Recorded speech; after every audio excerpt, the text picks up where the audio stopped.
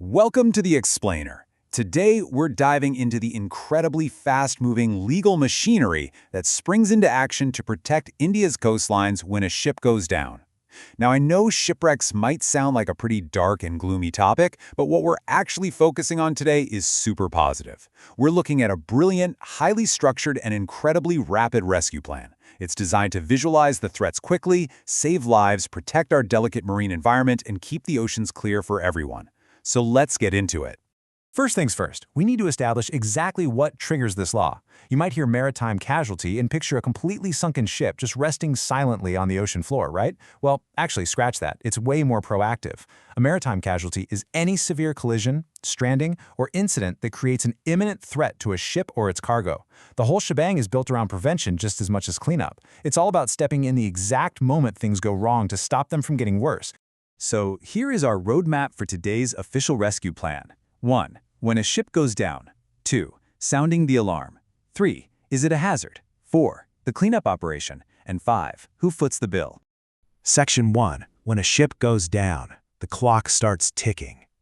Right off the bat, the law draws a very clear line in the sand regarding exactly who these rules apply to. This rapid response framework specifically targets the commercial players, your commercial ships, private seagoing vessels, and floating craft operating within Indian territory and coastal waters. But it completely exempts warships or government vessels operating on non-commercial service.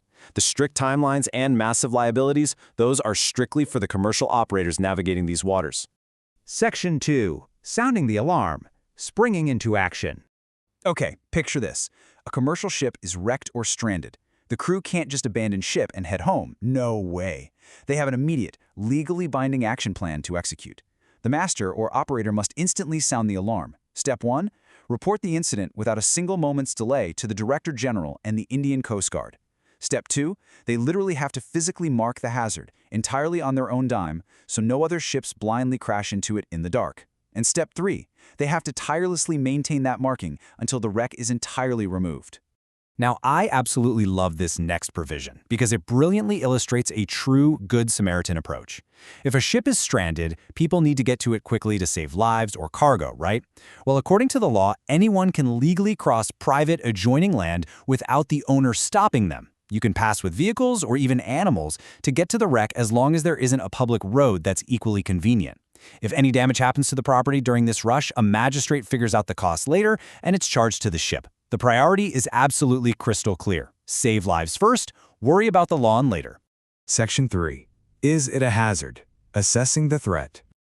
Okay, so the initial alarm is sounded and lives are secured. What's next? Well, the central government steps in to quickly evaluate if this new wreck is a critical danger. But what exactly makes a wreck dangerous? The legal code actually lists 17 distinct criteria for determining a hazard. 17. That is a massive amount of variables to process during a chaotic emergency. So how on earth does the government make sense of all that data at a glance? To process everything efficiently, they group those 17 risks into 4 really clear categories. It makes it super easy to visualize the threat. First up, the environment. Are we near protected coral reefs, and what kind of toxic cargo might be leaking? Second, the traffic. Is this wreck sitting right in a busy shipping lane? Third, the geography. What are the tidal currents and water depths doing to the wreck's structure? And fourth, the infrastructure. Is this threatening vital coastal ports or underwater telecommunication cables? By categorizing the threat like this, they can instantly prioritize the safety of our marine ecosystems and bustling shipping lanes. Section 4. The cleanup operation. Clearing the waters. Once a hazard is officially declared, a flawlessly organized chain of command kicks in to manage the cleanup. A specialized government official, known as the receiver of wreck, coordinates the whole thing.